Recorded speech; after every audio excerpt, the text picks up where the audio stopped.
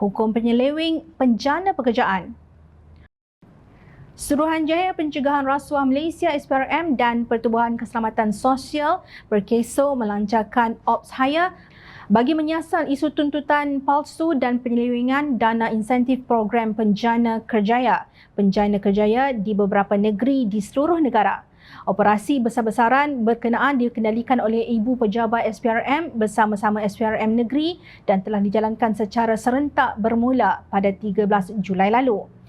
Program Penjana Kerjaya merupakan antara inisiatif kerajaan bagi membantu majikan dan pekerja semasa mendepani cabaran COVID-19 bermula awal tahun 2020. Program ini dilaksanakan oleh Perkeso bagi tujuan merangsang ekonomi negara melalui pewujudan pekerjaan baharu, mengekalkan pekerjaan dan meningkatkan kemahiran pekerja, kata SPRM dalam kenyataannya.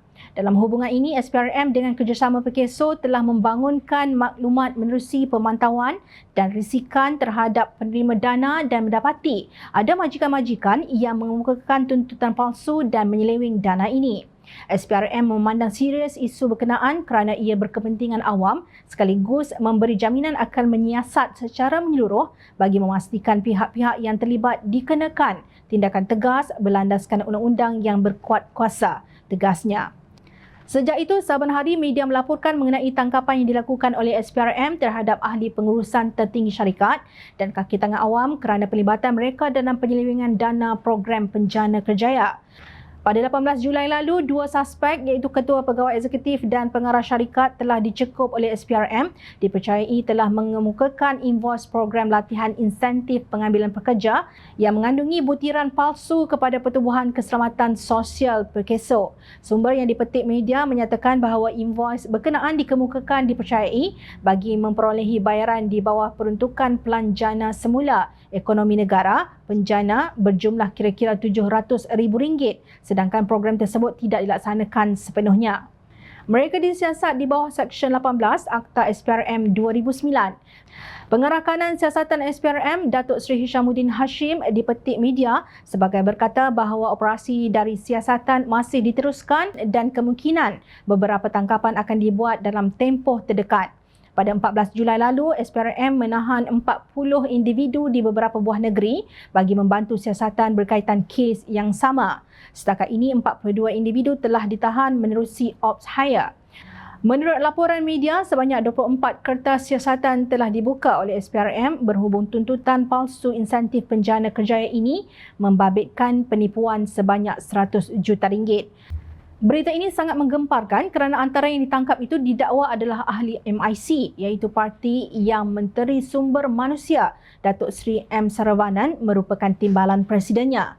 Ketika ditanya oleh ahli Parlimen Pakatan Harapan Ipoh Barat M. Kulasegaran sama ada pegawai atasan MIC terlibat dan mendapat faedah daripadanya, Saravanan menjawab beliau telah menafikannya dan penyiasatan sedang dijalankan.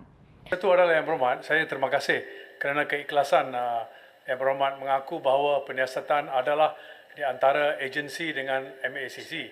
Tetapi soalan yang saya tanya adalah di mana Yang Berhormat sendiri mengatakan ada pegawai-pegawai atasan MIC yang terlibat. Maka adakah dan berapakah ramai orang yang terlibat dan adakah tindakan ini, adakah Yang Berhormat, betulkah Yang Berhormat telah membuat rekomendasi mereka mendapat tender-tender dan that kind of benefits? Adakah ini benar atau tidak? Tuan Yang di-Pertua, saya telah menafikan berita itu daripada portal itu, mungkin Yang Berhormat terlepas pandang. Kulasegaran menyindir this is a cover up. Katanya mudah untuk menyatakan sedang dalam siasatan supaya isu ini boleh disapu di bawah kapet. Janganlah bercakap Yang Berhormat, this is cover up. Kalau kita cakap penyiasatan, number one, there are two things. Satu, kita push under the carpet. Kita tidak tahu sama ada ia benar atau tidak. Tetapi pokoknya bagaimana mereka sampai hati menyalahgunakan dana yang tujuannya untuk menjana pendapatan pekerja dan menjadikan dana untuk mengumpul kekayaan peribadi. Diharap SPRM menyiasat kes ini dengan telus tanpa memihak. Jangan tangkap hanya ikan bilis.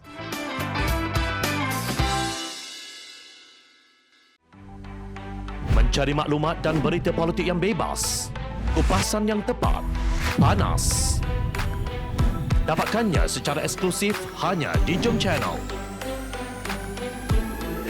Komitmen kami, rentasan berita Isnin hingga Jumaat.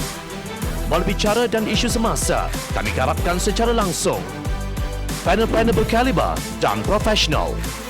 Interaktif, pandangan anda kami raikan. Jangan lupa bersama kami di setiap hujung minggu dalam edisi khas mingguan. Jom channel, moving forward, sharing a new experience.